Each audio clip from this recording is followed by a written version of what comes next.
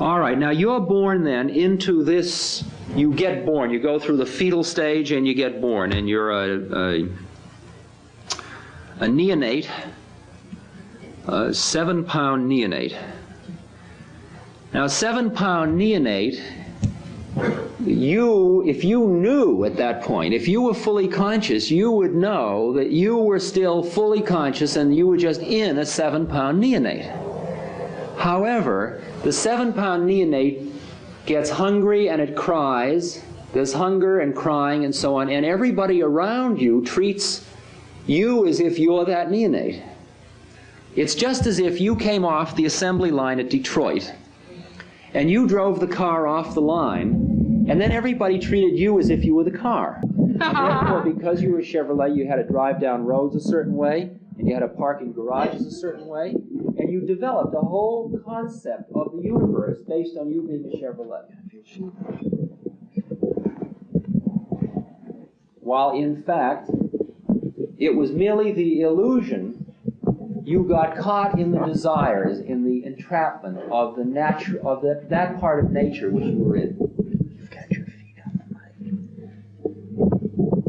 mic. It now then may take you all your lifetime or many lifetimes to wake up to the realization that this particular bizarre circumstance had happened.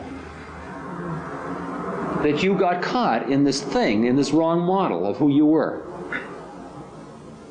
And it's called the veil, or the dust in the eyes, or the veil of ignorance, or your sanskaras, or whatever. There are thousands of words that describe the thing that made us think for a mistake that I was that body, so that when I lost the body in that first drug session, I got frightened.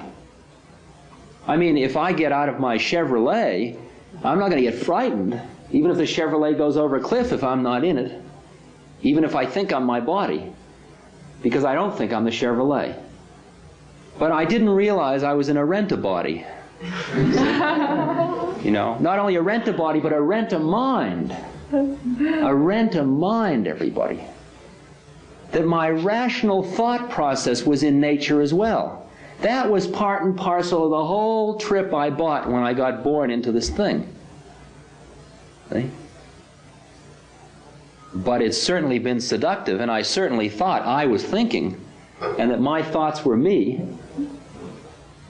I'm a thinking being. Right? Now, it is for these reasons that I say that the problem is getting free of nature.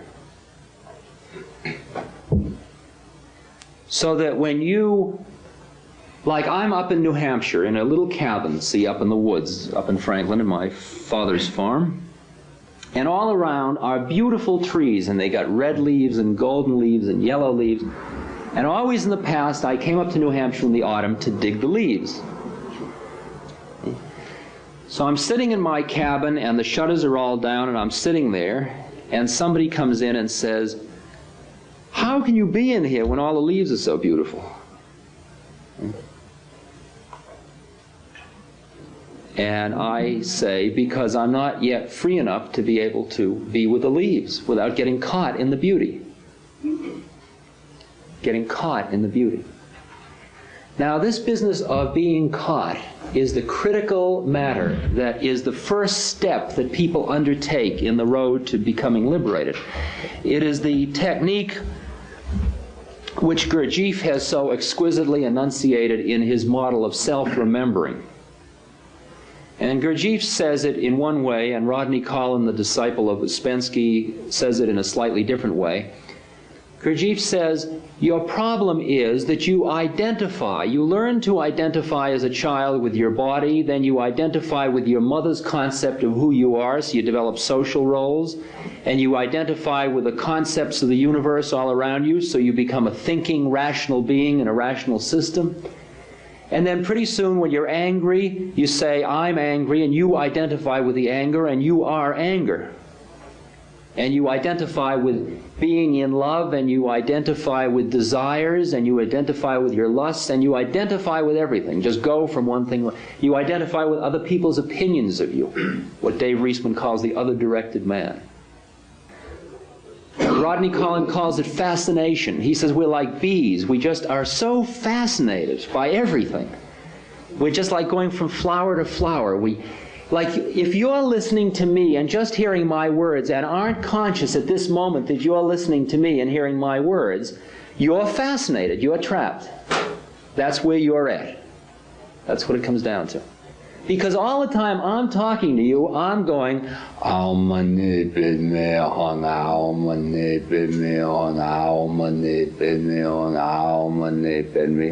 that mantra is going on and on inside of me. And from that place, which is completely outside of this game of lecture and our visiting together, I'm watching this whole drama unfold, just like I were one of the actors on the stage. No fascination at all. I'm in the same place as if I'm saying Om Mani Padme Hum in my cabin in New Hampshire or in the ashram in India. Same place. There's no place to go. There's no place you ever go. You're always in the same place. When you begin to realize there's nowhere to go, it's, it's quite shaky. Shaking at first. Driving and driving, and there's nowhere to go. You're not getting anywhere. Because you're there. You're here.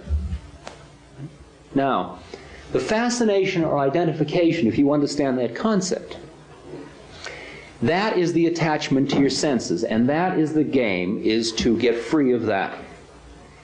And the process of self-remembering is the process of developing the witness, or in Ramana Maharshi's terms, the I thought. That is that place from which you observe all of your desires, all of your attachments, all of your feelings. Just like Bhagwan Das said to me, the feeling is a wave that's disappearing off into the distance. Well, in the same way, when first what happens is, as those of you that have studied the Gurdjieff system know, you say, all right, I'm going to self-remember. There I am self-remembering. And then something comes along and you start to get angry, and you so forget your self-remembering because you're so busy, why, that son of a, I'm going to... And about 2 days later you wake up and say, holy mackerel, wasn't I self-remembering at that point? And you completely forgot you're even trying to do it, see? So you say, okay, well, I'll start again. So you start again, and this time maybe you only fall asleep for a day and a half. And if you keep at it, if you really work at it as hard as you work to learn how to drive a car, for example, pretty soon you get down so that you get to the point where you keep falling asleep just as often, but you wake up very quickly. And then you get to the point where, like, what happens to me now is I start to get angry, and the starting to get angry is the cue, the stimulus, that pushes me back into the self-remembering. And I say, there I go, starting to get angry. The minute I say, there I go, starting to get angry, I have now identified myself with the witness. And I am no longer the angry. I am now the person who is observing the angry. And by doing that, I have just extricated myself from going through the attachment to that emotion through that whole cycle.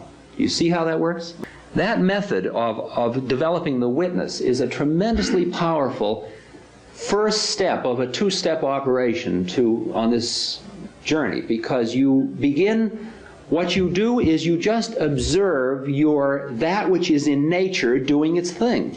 You observe the laws of nature as you are they. As you are they, yeah.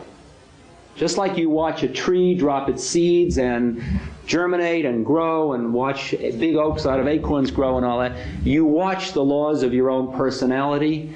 You watch the laws of your own desires. You just watch them. The witness doesn't do anything. This is very, very critical.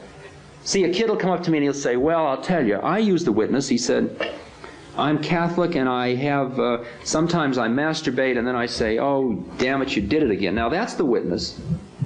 I said, no, man. The witness says, there I am masturbating, and then the witness says, there I am damning myself for masturbating. All the witness is a witness. The witness is the non-game place. The witness is not active. The witness doesn't do anything. A witness isn't witnessing. The witness is just the I. E-Y-E or I, the spiritual I. It's merely there. It's always there. It's always there. And it does nothing. It's got no vested interest, no morality, no laws, no game going. It doesn't care what you do. All it does is see it all. Right? Now, how do you develop the witness?